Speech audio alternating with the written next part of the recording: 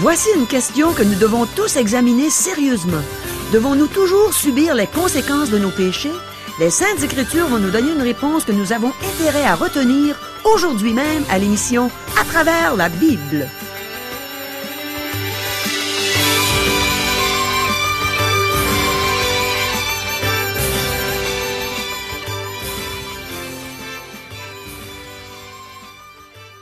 Chers auditeurs, pour en savoir davantage sur le contenu de cette émission, vous pouvez contacter en tout temps Radio Espoir via Internet à www.radioespoir.ca ou par téléphone, sans frais, au 1-877-l'Espoir, 1-877-537-7647.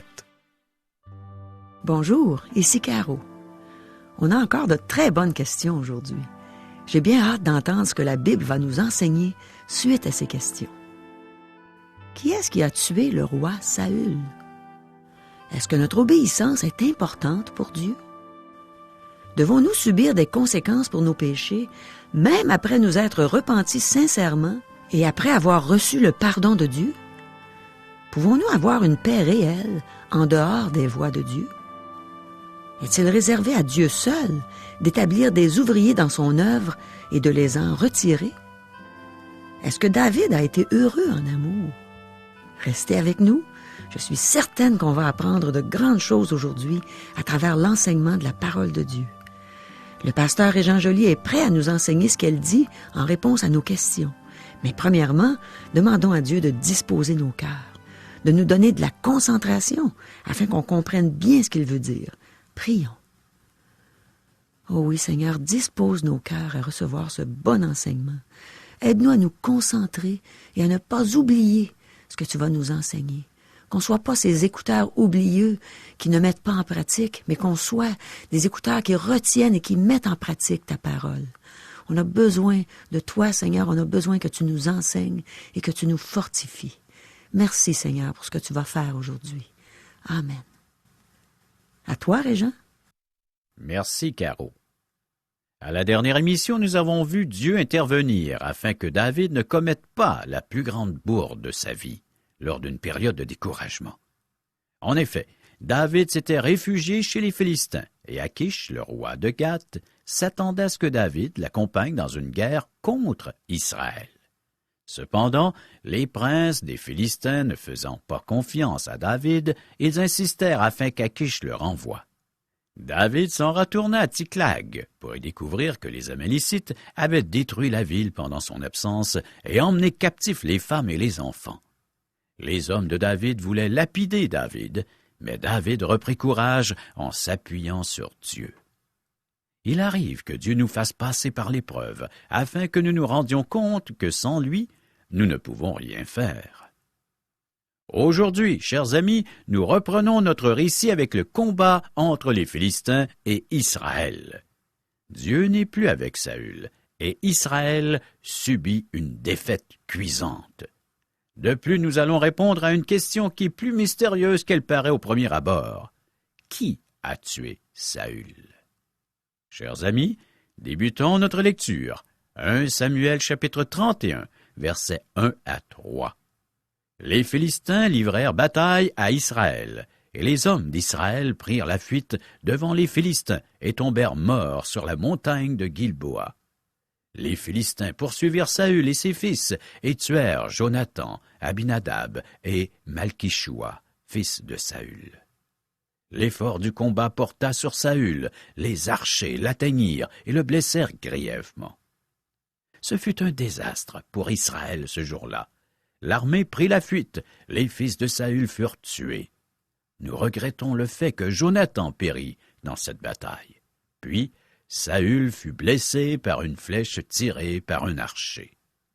Jonathan avait déjà tué 250 Philistins lui seul au combat. Sa mort est vraiment regrettable. Cependant, même si Saül avait avec lui un fils courageux, cela ne pouvait compenser pour le fait que Dieu n'était plus avec lui. Verset 4. Saül dit alors à celui qui portait ses armes, « Tire ton épée et transperce-moi, de peur que ces incirconcis ne viennent me percer et me faire subir leurs outrages. » Celui qui portait ses armes ne voulut pas, car il était saisi de crainte. Et Saül prit son épée et se jeta dessus. Saül était mortellement blessé, et il savait que l'ennemi viendrait l'achever. Puisqu'il était orgueilleux et égoïste, Saül pensait que mourir dans les mains de ses adversaires était une mort inappropriée pour lui. Saül demanda à son porteur d'armes de l'achever, mais celui-ci n'osa pas le faire. Donc, Saül se jeta sur son épée. Cela semble être un suicide, mais l'était-ce vraiment? Qui a tué Saül? Poursuivons notre lecture, versets 5 à 9. Celui qui portait les armes de Saül, le voyant mort, se jeta aussi sur son épée et mourut avec lui. Ainsi périrent en même temps dans cette journée Saül et ses 3 fils, celui qui portait ses armes et tous ses gens. Ceux d'Israël qui étaient de ce côté de la vallée, de ce côté du Jourdain, ayant vu que les hommes d'Israël s'enfuyaient et que Saül et ses fils étaient morts, abandonnèrent leur ville pour prendre aussi la fuite. Et les Philistins allèrent s'y établir. Le lendemain, les Philistins vinrent pour dépouiller les morts, et ils trouvèrent Saül et ses 3 fils tombés sur la montagne de Gilboa. Ils coupèrent la tête de Saül et enlevèrent ses armes. Puis ils firent annoncer ces bonnes nouvelles par tout le pays des Philistins, dans les maisons de leurs idoles et parmi le peuple. Les armes de Saül circulèrent dans tout le pays des Philistins. C'est ainsi que la nouvelle de la victoire sur Israël fut proclamée dans le pays. Nous comprenons mieux maintenant pourquoi Saül avait proposé son armure à David lorsqu'il affronta Goliath. Si David avait porté l'armure, Saül aurait pris le crédit pour la victoire. C'est ainsi que Saül a agi envers Jonathan. Ce jeune homme a remporté 2 victoires éclatantes, et Saül a fait annoncer dans le pays qu'il avait remporté ces victoires sans donner aucun crédit à son propre fils. Versets 10 à 13. Ils mirent les armes de Saül dans la maison des Astartés, et ils attachèrent son cadavre sur les murs de Beth-Shan. Lorsque les habitants de Jabès, en Galade, apprirent comment les Philistins avaient traité Saül, tous les vaillants hommes se levèrent, et après avoir marché toute la nuit, ils arrachèrent des murs de Beth-Shan le cadavre de Saül et ceux de ses fils. Puis ils revinrent à Jabès, où ils les brûlèrent. Ils prirent leurs os, et les enterrèrent sous le tamaris à Jabès, et ils jeûnèrent 7 jours. Dieu demande et attend des cœurs obéissants. Nous terminons ici le dernier chapitre du livre de 1 Samuel. Quelqu'un peut se demander quel est le mystère au sujet de la mort de Saül. Cependant, nous n'avons pas terminé ce récit. Il se poursuit dans le 2e livre de Samuel. Nous allons découvrir les conséquences au fait que Saül a épargné les Amalécites, ce que Samuel lui avait reproché. Il a dit à Saül, « Voici, l'obéissance vaut mieux que les sacrifices, et la soumission vaut mieux que la graisse des béliers. » 1 Samuel chapitre 15, verset 22. Dieu voulait un cœur obéissant, mais Saül ne s'est jamais incliné devant le Dieu Tout-Puissant. Saül a épargné les Amalécites, et nous découvrirons que c'est un Amalécite qui a probablement tué Saül. Quelqu'un peut dire, « Voyons, Régent, tu viens de nous lire que ce sont les Philistins qui ont tué Saül. » Un archer l'a atteint d'une flèche, et il fut blessé mortellement. Il a demandé à son porteur d'armes de l'achever, mais celui-ci a refusé. Finalement, Saül s'est jeté sur sa propre épée. N'est-ce pas ainsi que Saül est mort? N'est-ce pas un dossier clos? Chers amis, je ne pense pas. Le prochain chapitre, soit le premier chapitre de 2 Samuel, nous donnera des renseignements supplémentaires.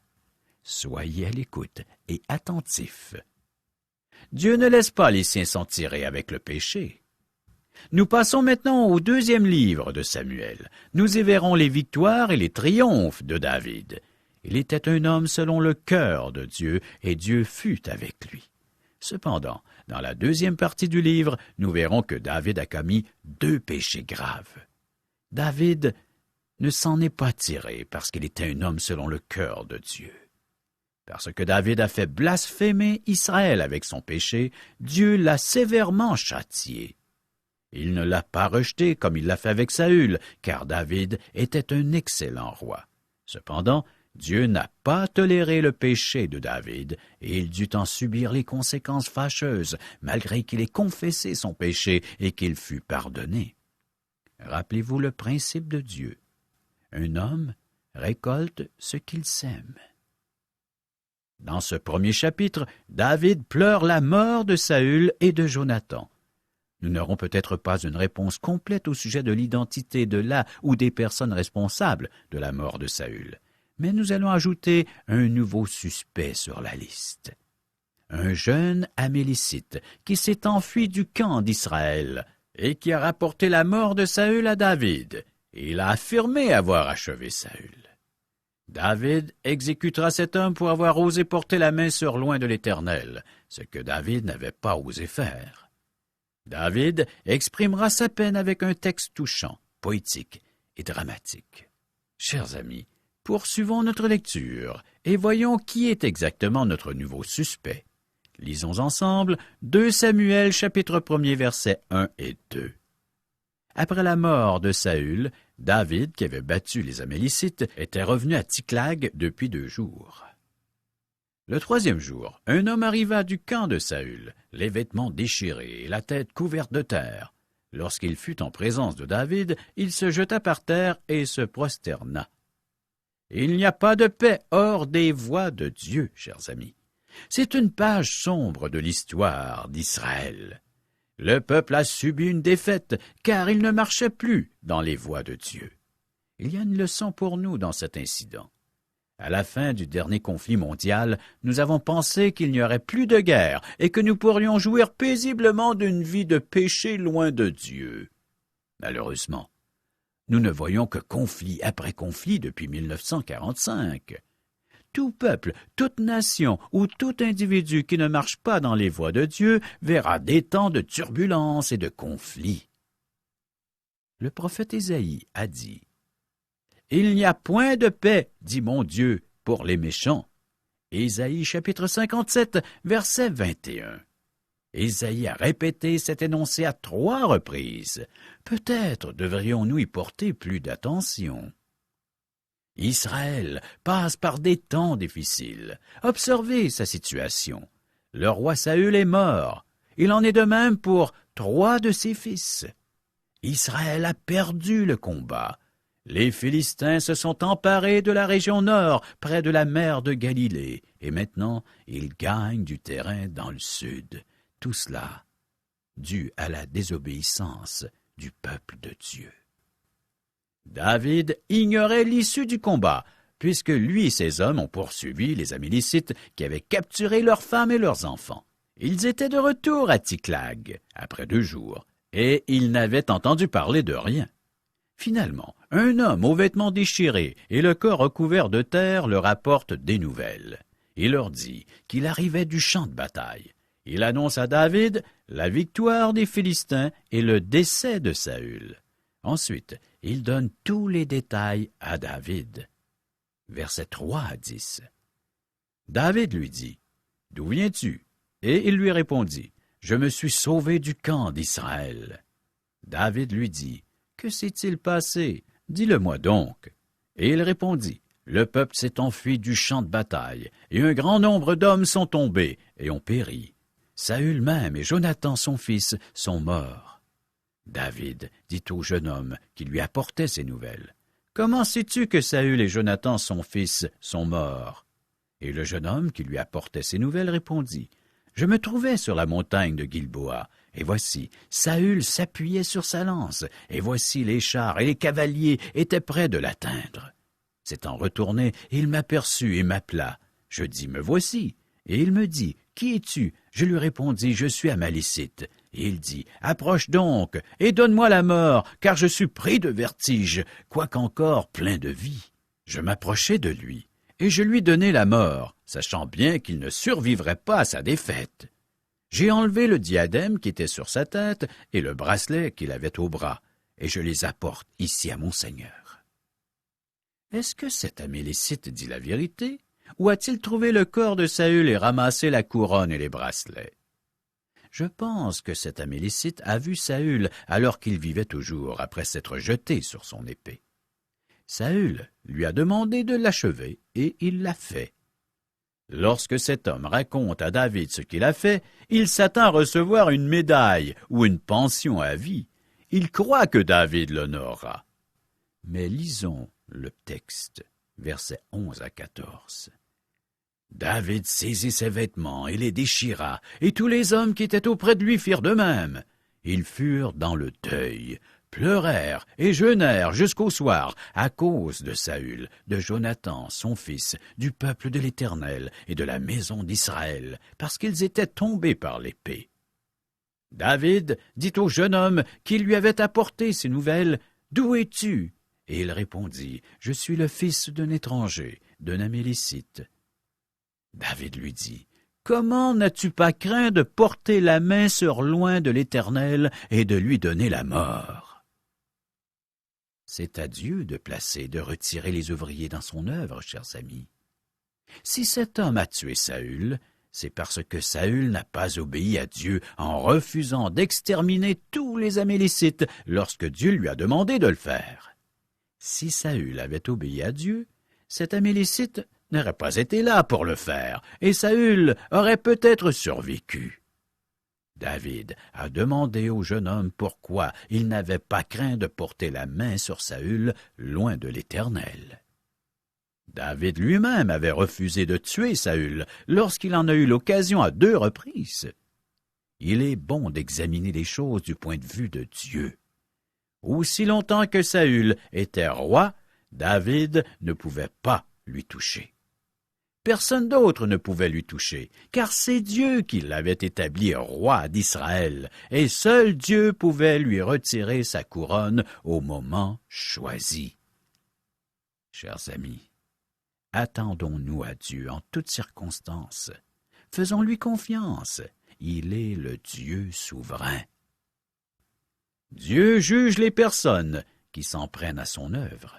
Oui, chers amis, nous devons faire attention et de ne pas intervenir dans le travail de Dieu. Ceux qui essaient de supplanter ou de chasser des ouvriers de Dieu en paient le prix. Dieu juge les personnes qui s'en prennent à son œuvre. Il a toujours agi ainsi. C'est pourquoi David a répondu comme il l'a fait au jeune Amélécite. « Comment n'as-tu pas craint de porter la main sur loin de l'Éternel et de lui donner la mort? » Versets 15 et 16. Et David appela l'un de ses gens et dit, « Approche et tue-le. » Cet homme frappa l'Amélécite qui mourut. Et David lui dit, « Que ton sang retombe sur ta tête, car ta bouche a déposé contre toi, puisque tu as dit, j'ai donné la mort à loin de l'Éternel. » Si cet homme avait menti en admettant avoir tué Saül, alors il fit une erreur fatale. David l'a fait exécuter sur la base de sa confession et de ses paroles. Je pense que ce jeune homme a vraiment tué Saül. Il a fait ce que David n'a pas osé faire, et David l'a jugé. Verset 17. Voici le cantique funèbre que David composa sur Saül et sur Jonathan son fils. David éprouvait une peine profonde et sincère à la mort de Saül et de Jonathan. Ce cantique le démontre. Verset 18. Et qu'il ordonna d'enseigner aux enfants de Juda. C'est le cantique de l'arc. Il est écrit dans le livre du juste. Saül avait enseigné quelque chose à Israël. Les hommes n'avaient pas d'épée, alors il leur enseignait à devenir archers. L'arc était une arme formidable à l'époque. Ce cantique est écrit en poésie hébraïque. David était un poète né. Lisons les versets 19 et 20. « L'élite d'Israël a succombé sur tes collines. Comment des héros sont-ils tombés? Ne l'annoncez point dans Gath, n'en publiez point la nouvelle dans les rues d'Ascalon, de peur que les filles des Philistins ne se réjouissent, de peur que les filles des incirconcis ne triomphent. » Gath était la capitale des Philistins. Ascalon était situé dans la bande de Gaza, et c'était une des 5 principales villes des Philistins. Versets 21 à 26. Montagne de Gilboa, qu'il n'y ait sur vous ni rosée ni pluie, ni champ qui donne des prémices pour les offrandes. Car là ont été jetés les boucliers des héros. Le bouclier de Saül, l'huile a cessé de les oindre. Devant le sang des blessés, devant la grâce des plus vaillants, l'arc de Jonathan n'a jamais reculé, et l'épée de Saül ne retournait point à vide. Saül et Jonathan, aimables et chéris pendant leur vie, n'ont point été séparés dans leur mort. Ils étaient plus légers que les aigles, ils étaient plus forts que les lions. Filles d'Israël, pleurez sur Saül, qui vous revêtait magnifiquement de cramoisi, qui mettait des ornements d'or sur vos habits. Comment des héros sont-ils tombés au milieu du combat? Comment Jonathan a-t-il succombé sur tes collines? Je suis dans la douleur à cause de toi, Jonathan mon frère. Tu faisais tout mon plaisir. Ton amour pour moi était admirable, au-dessus de l'amour des femmes. Saül et Jonathan étaient des hommes courageux. Saül avait apporté de la prospérité en Israël. Les filles d'Israël portaient de magnifiques vêtements de cramoisi et des bijoux. David et Jonathan s'aimaient profondément et sincèrement. Notez que David dit « au-dessus de l'amour des femmes ». Il avait épousé la sœur de Jonathan. Michal le trahira plus tard. Au début, elle a aimé le héros qu'était David, mais plus tard, elle le méprisa. David ne fut pas très heureux en amour. Abigail est la seule femme noble que l'on remarque dans son entourage. Bathsheba n'était pas une femme exceptionnelle. Quoique David ait péché dans cette affaire et que Dieu l'ait jugé, que faisait Bathsheba nue sur le toit à prendre son bain? David a eu des problèmes avec ses femmes, mais Jonathan lui fut un ami sincère et loyal jusqu'à la fin. Les hommes qui suivirent David lui furent tous très loyaux. Verset 27. Comment des héros sont-ils tombés? Comment leurs armes se sont-elles perdues? Quel hommage pour ces deux hommes, surtout pour Jonathan. Nous sommes devant la lamentation la plus touchante de la Bible. Au prochain chapitre, nous verrons David monter sur le trône de Juda. Nous ferons la rencontre d'Abner, le chef de l'armée de Saül. Tous les fils de Saül ne sont pas morts, seulement ceux qui étaient au combat. Saül avait un autre fils nommé Ish-Bosheth. Abner l'établira pour régner sur les 11 autres tribus et une guerre civile s'ensuivra. Après une longue guerre civile, David viendra régner sur les 12 tribus d'Israël et il s'établira à Hébron. Plus tard, il fera de Jérusalem sa capitale. Nous entrons dans une section historique qui racontera des événements plus intéressants les uns que les autres, même si cet avis n'est pas partagé par tous. Nous y trouverons de merveilleuses leçons spirituelles que nous pourrons appliquer à notre situation, tout comme celle d'aujourd'hui. Sur quoi ou sur qui tu te bases ou tu t'appuies pour avoir le succès dans toutes tes entreprises?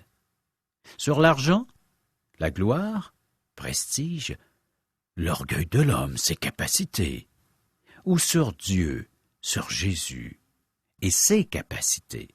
Celui qui a plein pouvoir sur toutes choses, nous dit les Saintes Écritures. C'est vers lui que nous devons nous tourner, et c'est en lui que nous devons nous appuyer. Celui qui peut tout, en toutes circonstances. Il a le pouvoir d'agir, il n'est pas limité.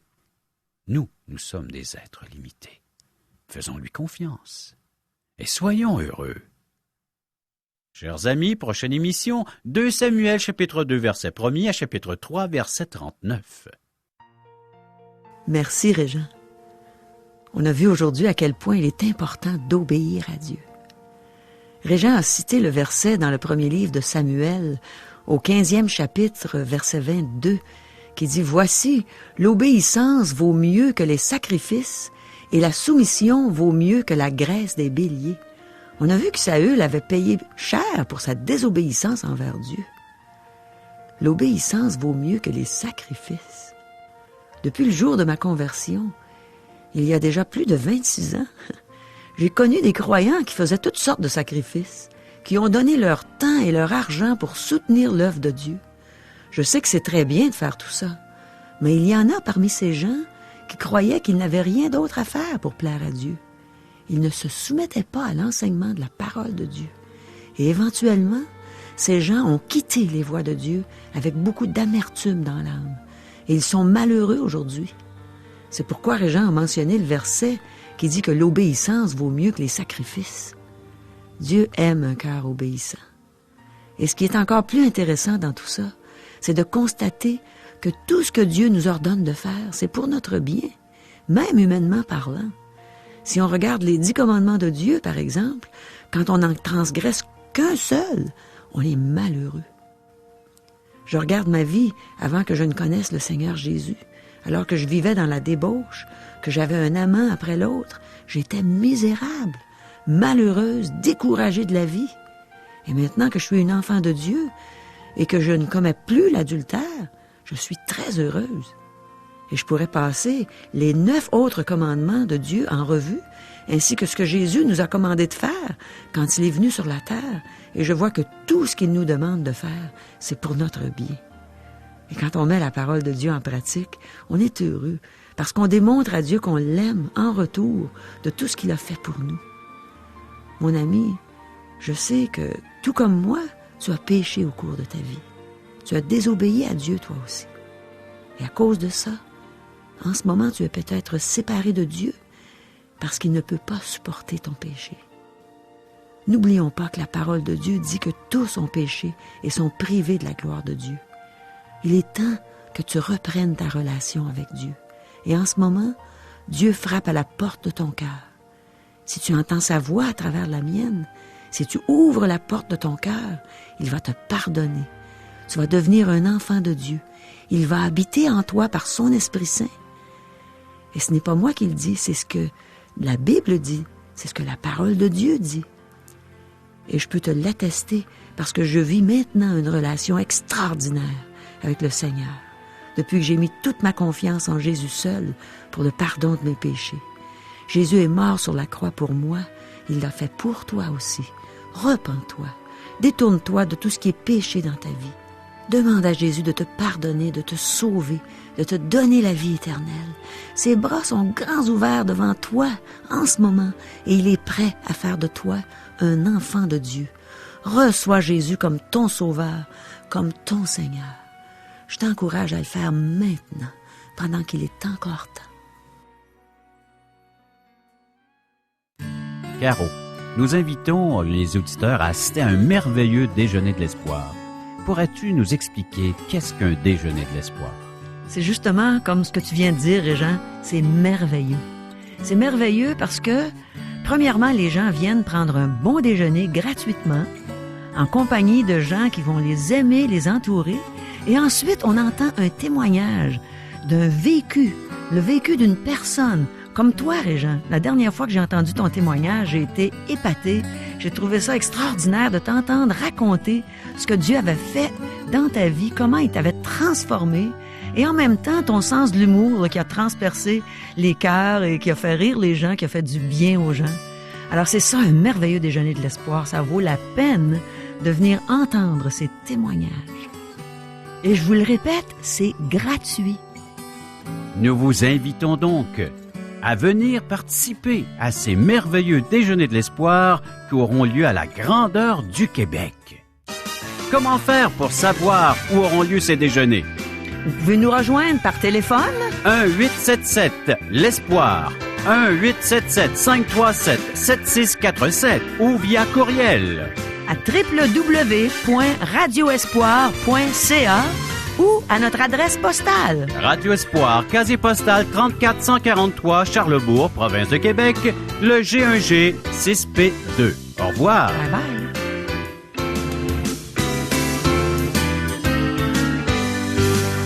Cette émission vous a été présentée par Radio Espoir.